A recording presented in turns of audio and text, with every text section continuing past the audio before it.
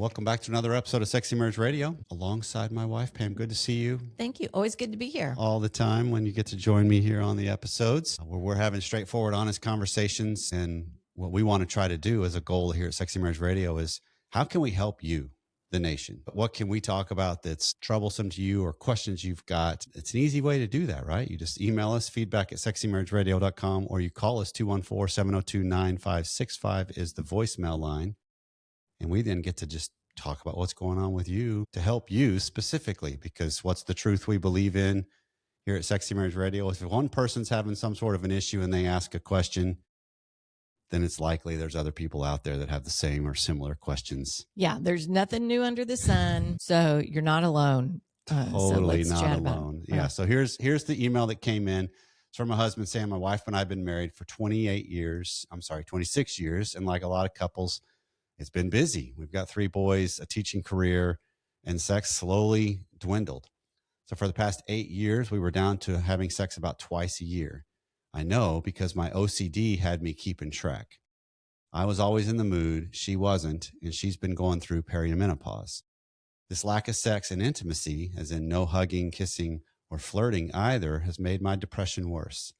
So I finally saw a doctor. It turns out my testosterone was extremely low at 125, which that is extremely low, which is surprising since I still had a high sex drive and I was masturbating daily. I started testosterone therapy, got my wife started on hormonal therapy for her low desire and her perimenopause, and things have improved. And we've had sex around 10 times already this year. But here's my big problem. I rarely orgasm anymore. Not during intercourse and only occasionally during masturbation. A few other factors. I'm also 80 pounds overweight, currently down 32, thanks to some help, and on meds for depression, intermittent explosive disorder, and restless leg syndrome. So I know there's a lot of factors in play, but I've read that daily masturbation can desensitize you to penetrative sex, and I think that might be my issue. So I wanted to get your thoughts. So there is a lot happening here. And just to get to the right at the beginning of it, of regular masturbation absolutely has impact on penetrative sex. Because just to be frank about all of this, no vagina has the strength of a hand. Yeah, so it desensitizes to it. It's because the amount of pressure that your hand can provide versus the amount of pressure a vagina can apply. Even if she's got really good muscles, legal muscles, and training that she's used a lot to just help herself, which is a good route for a lot of women that have orgasmic struggles, it's still, they cannot equate. And so just to put that right at the front, absolutely, he's spot on that does have an impact on penetrative sex. But then there's some other factors that go on as well, because he's touching on a couple of the medical ones. Right? Yeah, with the medications, I'm assuming. The medications, your body gets into a little bit of a different dynamic when you're in weight loss mode as well. It can have an element of it's changing your balances of stuff. There's chemical things going on as the body's readjusting. I never thought about losing weight as something that would affect it. Yeah, I don't know of any studies that have direct correlation to how it can impact arousal or orgasm or anything like that. But it is an impact to the system. Okay. And so I'm going to keep this all systems, because the one thing, one of the reasons why I love family therapy and family systems as a way to think is it's not linear then. It's not okay, so if you just stop masturbating, your orgasms are going to come back. That's linear thinking, when that could be true, but it's not clear cut. It's not causal completely like that. It's a factor. And systemic just brings all the different factors into play, and you start dealing with a couple of them. And that's usually what then creates a snowball effect to impact everything. Gotcha. Right. And so what's interesting to think about is when he's looking at the dynamic that goes on, he needs to realize that your nervous system adapts to whatever stimuli it gets most often. And when you're talking about, you're talking about arousal and orgasm, it's the masturbation, but it's also what's going on with him in his emotional state and his mental state within it. It's not just a physical thing. Well, even now, not even being able to orgasm with masturbation, is that normal if you're masturbating a lot? I mean, to me, daily masturbation is a lot. So I guess I would say that's a lot. So is it normal to get to where you're even to the point of, I hate to say the word desensitized, but it's accurate, that I can't even orgasm because I masturbate too much. Right. And so I've even lost the sensitivity or the ability from that route. Yeah, because there's an element of the law of diminishing returns that happens in our bodies. We can get in a rhythm, we can get in a whatever it is we're doing that produces the reward we're looking for or the escape we're looking for. For most people, there will reach a point of a threshold being crossed where now the law of diminishing returns comes into play. That's why pornography and masturbation put together, a lot of times, I'm going a little bit different than what he's talking about, but just for the point, we get into, if you go down that route, you can get into more and more escalated levels of what do you need to get the same kind of arousal. Yeah. Got you. Right. It's the same thing as any kind of a substance that I need more to get the same result. Yeah.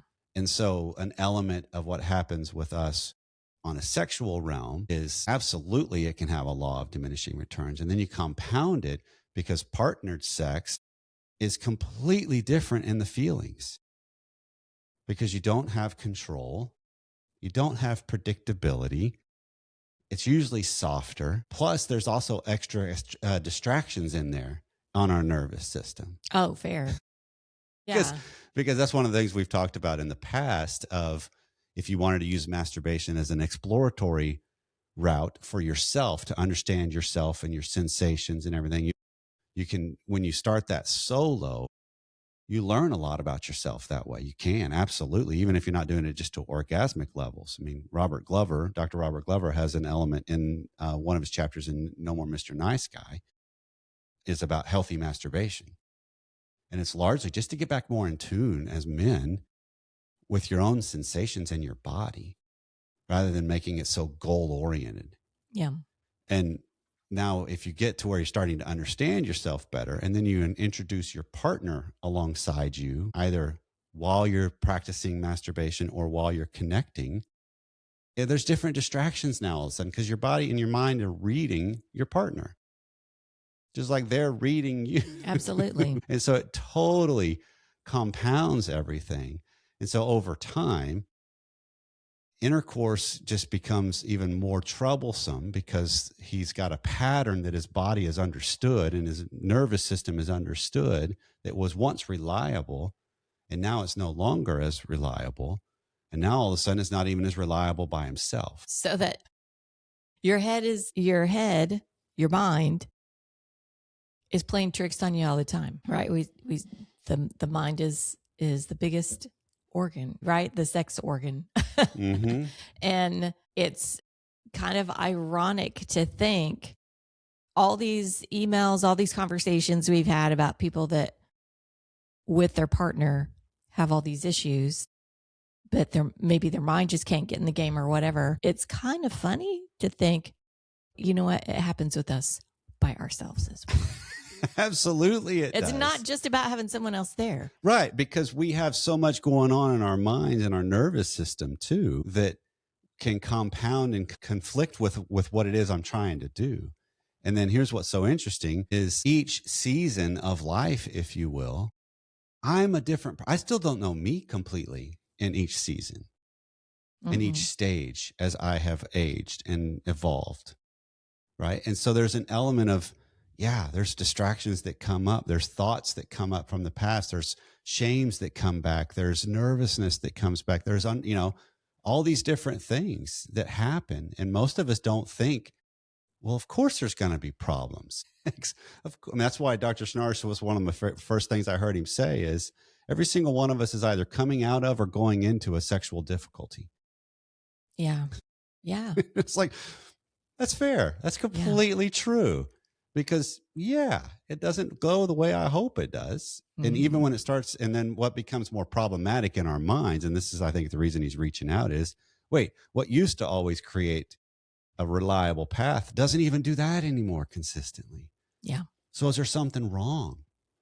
Is there something broken going on in this? And I don't think this is a character flaw or something broken. I think this is just the way this nervous system works, right? And what we'll start to do is we then compound it with how I label it myself. Okay. We compound the difficulty. Yeah.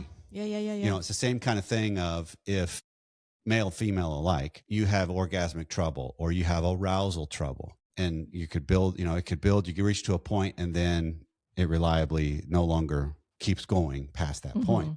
Well, once that happens one time for a woman or a man, it's in your brain when the next time's rolling around, partnered or solo, you're going, is it going to happen again? Yeah, it's paying attention to what's going on, not as an arousal component, but as a safety component. Let me prepare myself just in case this doesn't go well, so I can already kind of brace myself for this may not be as good as I hope it will be. And now that just compounds it all the more. And so the good news of all of this is the nervous system, while you can train it in one way, it can adapt to go another way. You can retrain. Does that mean he needs to stop masturbating? Well, and so that's oftentimes a really good test out to see, like dramatically reduce or stop for a while. Just take it off the table. Because a lot of times what I have found when working with clients, and even in my own journey throughout life as a man, masturbatory practices a lot of the times aren't always just sexual. They're escapes. They're anxiety releases. They're not a sexual experience like we would think of it in a partnered way. Right. Right. I'm just curious. I'm just stressed out. I'm just lonely. I'm just all these normal feelings that aren't actually sexual. Gotcha. Which is drastically different than I want to actually cultivate and create an erotic encounter with you as my partner. That's a completely different motivation. And so realizing sometimes by taking a break, you start to see what's really driving this thing. What are the feelings I'm really running from by participating in masturbation daily? And then how could I use some of what those feelings are? One, to either address them because they need to be addressed differently. If I'm stressed, sex isn't necessarily a reliable, good path to handle stress over the long haul of days. Okay. Right. It's just not, I mean, it's more of an escape from actually dealing with the stress. The best way to deal with stress is confront what that stress is, soothe myself and face what I need to face to deal with whatever it is. Because there's something about when I turn, this is just human systematic desensitization in a positive way. If I'm afraid of something, well, I got to face it to deal with it. I can't keep running from it. If I'm lonely about something, I need to face the fact that I can be lonely, and that's okay. Well, yeah, you got to face it. You got to shed light on it. And yeah, don't leave it sitting there in the corner in the dark. The demons come out in the dark, right? And so if you act like it's not there, if you try and shut it away in a closet, whatever the problem is, it comes back in other ways. It comes back. And when you shed light on that problem, you know, those little cockroaches that like the dark, they scatter away. But they don't leave. They don't leave. You got to address it. So you still got to get some stuff in there to deal with them as they're hiding, because they're going to keep coming back. Get the pest control guy coming in. And that's where you try to get more accurate about what am I actually facing? What's really going on with this? Because it's not just a sexual issue. There's other things too. He even alluded to them. We got hormonal issues that are now being addressed. Good on them. He's got weight and health issues. Good on him dealing with these things. But all of those are going to impact our sex life. Absolutely. Sometimes it's not enough above the radar to really notice it, but it definitely can be there if I'm paying attention. Yeah. Well, if this is a guy that tracks things, then track all this stuff, right? Track it with Use your OCD on you. To be helpful. Yep. Right. And where are we standing with weight? How much am I masturbating? How is that playing out with orgasm? And all these data points. I mean, he's been around long enough to know that nothing gets solved overnight.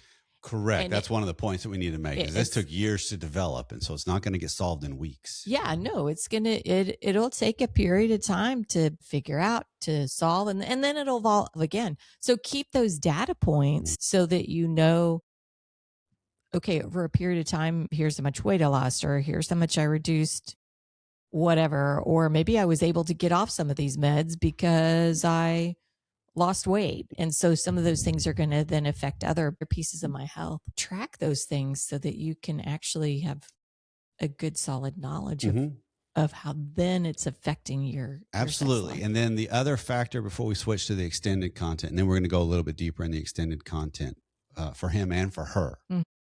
So this is going to be about just the concept of both sides of this equation. And so if he's listening to this, because I'll send it to you and get you the extended content as well, sir, because you emailed in. This is not something you go now teach your wife. This is something you encourage her to listen to. This goes back to last week's episode on weaponized insight, right? So it's using this is just the framework, just to kind of help set the stage is where we're going to go. But to wrap up what he's curious about on is my masturbatory practices impacting my intercourse life with my wife? Yeah. And yes, it absolutely is. And so one of the things you can do, as well as all the other factors to be aware of, but let's just land on this one point. Reduce or pause it as far as masturbation. And I don't know of a time frame as far, there's a variety of times out there that talks about help rewire your brain on how long that can actually take. Way back in the archives, there's a guest we had on that's called Your Brain on Porn was the name of that episode. I don't remember the title, the number of it, but he said it was a 60 to 90 day reset that was needed to help your brain actually start to rewire. I don't know if masturbation fits the same if you don't have a visual stimuli coming in of pornography, if it's just a fantasy life. And he even mentioned, I think about my wife, I fantasize about my wife, which is good on him in that regard. But take a break from it. And then when you do actually participate in masturbation, change the stimuli. Go slower, lighter pressure, focus on sensations instead of just an outcome. Make it an experience, not just a goal. Because again, most of us don't necessarily masturbate just for the feelings of it. We often masturbate to achieve orgasm. It's kind of the point of it in some ways. So switch that. Make it just a different process so you start getting more in tune with your body and the sensations and the different pressures. So change it up because that's the same thing that's happening during intercourse. And so oddly enough, when you have intercourse with your wife and you feel like this is starting to happen, and the goal, when every single one of us, tell me if I'm off with this, because you got to speak for all the women represented here as well. We reach a point where we're having sex and it's enjoyable as partners. And then you kind of can get this point of, okay, now let's hit the finish line. Like, it's not just let's just have this experience and have it go as long as we possibly can for days. Body doesn't usually work that way. Or have a lot of lube on hand if that's what you're trying to do. Because again, the body doesn't necessarily work that way. But when you reach that point of, okay, now we need to shift it, and it's usually just a mental cue from one or the other spouse, well, slow that down for a minute and just stay present. And what's the sensations going on? Kind of be in your body in that moment and be together in that moment. Look each other in the eye. That's a huge difference of now I'm being partnered, not just bodily. I want to get mind to mind. I want to get heart to heart also, because that then cues in the brain to the different aspects of my relationship with my spouse, not just bodies. And so it's, oddly enough, when you're having intercourse and you're curious, is this going to sustain it to where I could actually reach orgasm? Slow it down a little bit. And the goal becomes stay present throughout, not just get to orgasm. Stay present with myself, stay present with my spouse, and see what I learn about each of us then. Yeah. And if you don't feel like, well, speak up with them, right? Are they disconnecting from it? Here's what I'm trying to do. If you're trying to prolong something and they're not there, like they are ready to just, okay, I want to ram this thing through. I'm ready to feel this. Let's get to the finish line. Yeah. Then you slowing down is going to be. Yeah. All of this needs to be communicated ahead of time, typically, of like, hey, I want to start shifting this up because of this issue's going on, because it's probably not a shock to her because she's paying attention as well. Right. On, wait a second, orgasms aren't happening. What's going on? Because a lot of times, and this is what we'll talk about in the extended content, a wife can take that personal. What is it about me that you can't achieve orgasm now? I don't want to go there yet, but yeah, okay. But there's an element of have that conversation ahead of time. So that way, when things are unfolding, there's a baseline of here's what I'm really wanting to try to accomplish with us with this. Here's my goal with me in this, because I want this to be a mutually beneficial thing. And then the times when it's not, then I want to figure out how I can still stay present with you, or we can have honest conversations about it and it not be some destructive doomsday, everything's going wrong conversation, which is how a lot of us actually enter into our conversations about sex lives, is after everything's gone wrong. Yeah. And then it's not so much a conversation as a blow up. So if we get ahead of this game, we get a better chance to actually be prepared when the sexual difficulties do arise. And we can have conversations about it and then make this a long game together. Perfect. Rather than everything went sideways and it's irreparable.